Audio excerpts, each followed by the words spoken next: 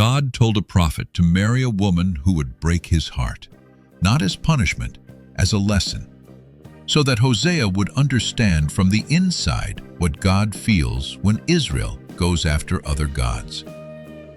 The 8th century before Christ, Israel is at the peak of material prosperity and the bottom of spiritual life. The reign of Jeroboam II has brought stability and wealth. Trade routes are open, cities are growing. The upper class has winter houses and summer houses. They anoint themselves with the finest oils and drink wine from bowls. Everything looks successful from the outside, and underneath it, something has rotted completely. The worship of Baal is everywhere, not hidden, not marginal, but central and official and state-supported. The high places are full. Temple prostitution is practiced openly. People bring offerings to calves of gold. They swear by the name of gods that are not God, and they still call themselves the people of the Lord. They show up for the festivals. They bring the sacrifices. They know the language. But the heart left a long time ago. This is the world Hosea is called to speak into, not a world of obvious pagans who have never known God, a world of people who know every prayer and have forgotten what prayer is, a world that has the form of faith and none of the substance. And God decides that this world needs not just a message, but a life. A prophet who will not only say what God feels, but live it. In his own house, in his own marriage, in his own chest. The word of the Lord comes to Hosea. Go and take for yourself a wife of harlotry, and have children of harlotry, for the land commits flagrant harlotry, forsaking the Lord. The command is stark, and it has generated centuries of debate. Some say Gomer was already a prostitute when Hosea married her. Some say she became one after. Some say the whole thing is a vision, not a literal marriage. But the weight of the text points towards something real.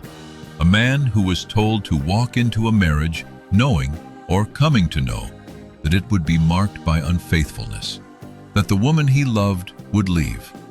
He goes. He takes Gomer, the daughter of Diblaim, as his wife. She conceives and bears him a son. The names of their children are not ordinary names. God speaks to Hosea about each one and gives them names that are verdicts over Israel, not descriptions of the children, but sentences pronounced over the nation.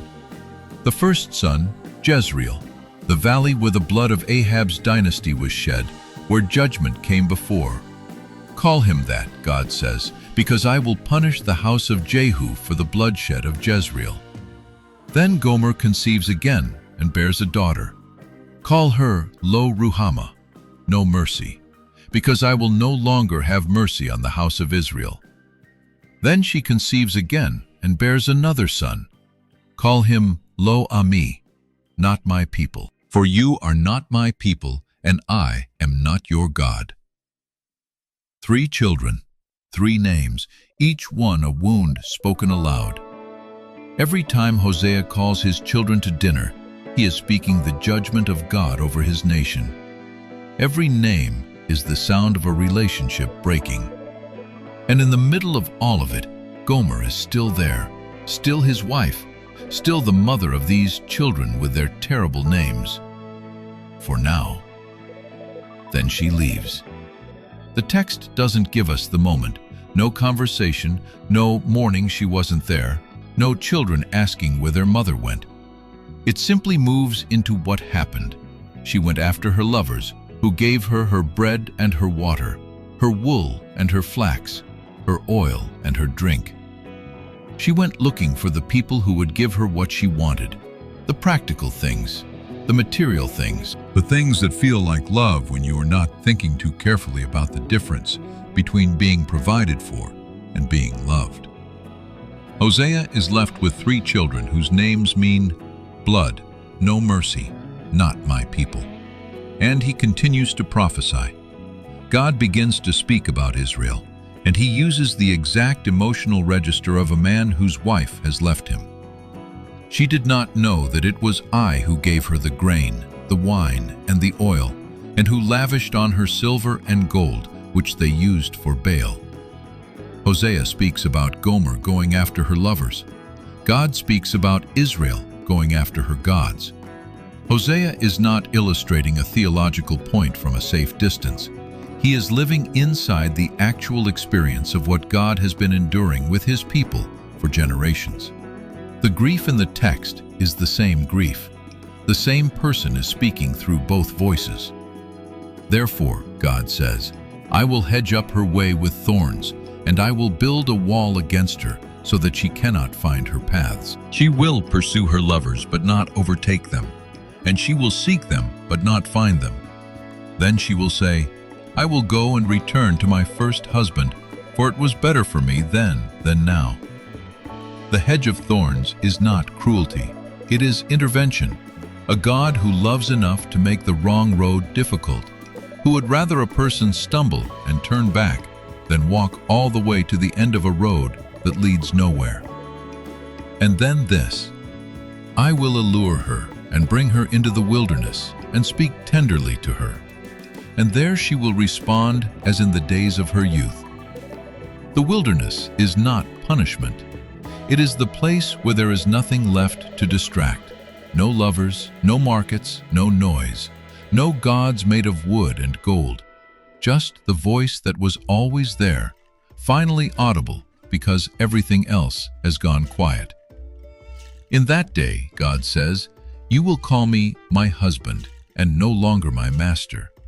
I will betroth you to me forever. I will betroth you in righteousness and justice, in steadfast love and mercy.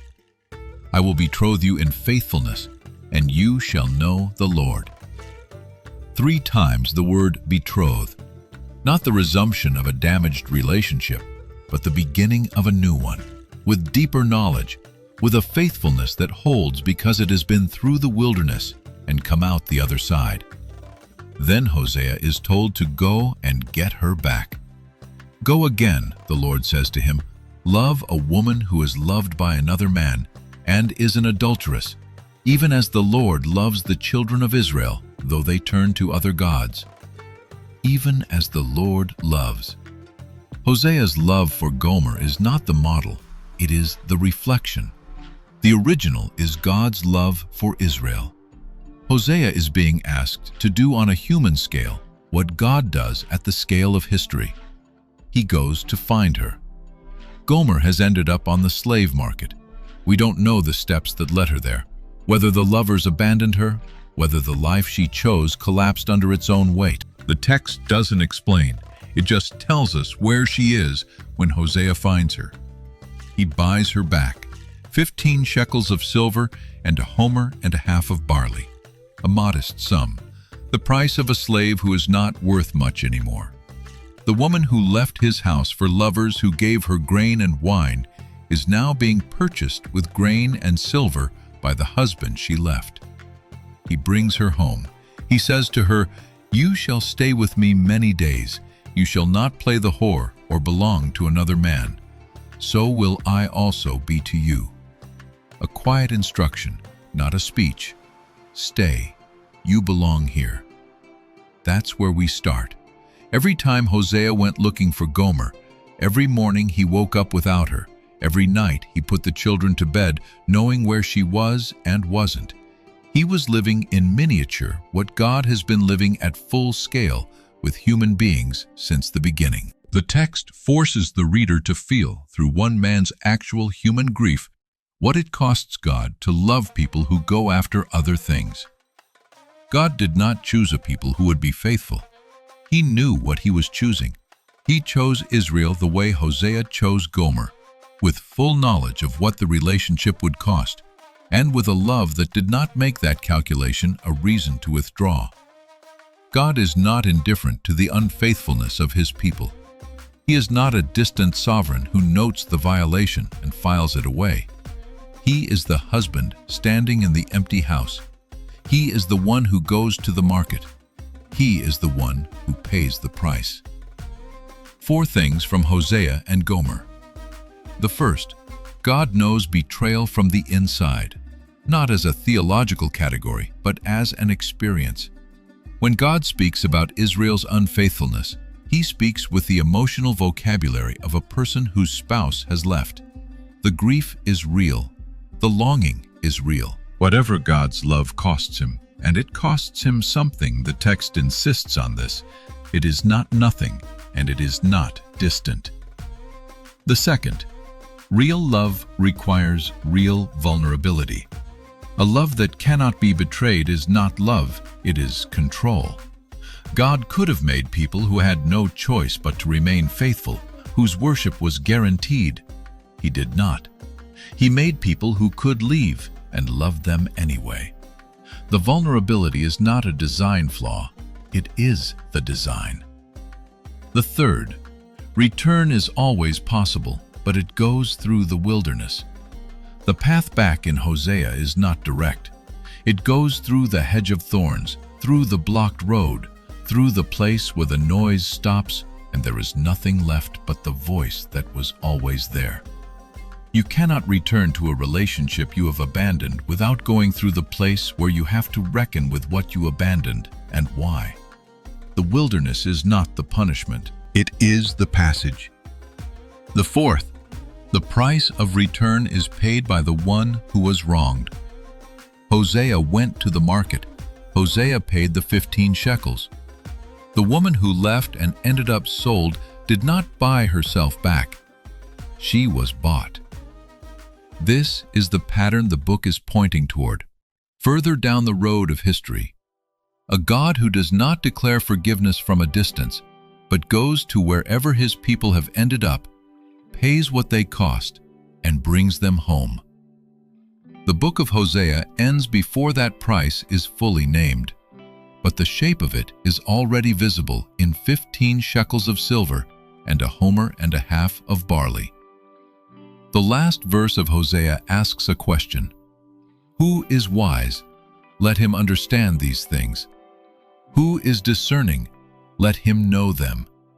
For the ways of the Lord are right, and the upright walk in them, but transgressors stumble in them. Hosea lived the metaphor. A real marriage, real children with impossible names, a real woman he went looking for in a real market and brought home with real silver. He lived it so that anyone who read it would understand not just what Israel had done, but what it had cost, not the nation, but God. The distance between the metaphor and the reality is the distance between 15 shekels of silver and what came later. Hosea paid 15 shekels. The bill that settled everything else was larger, and it was paid by the same love that sent a prophet to marry a woman who would leave him, so that at least one human being in history would know from the inside what that love actually feels like.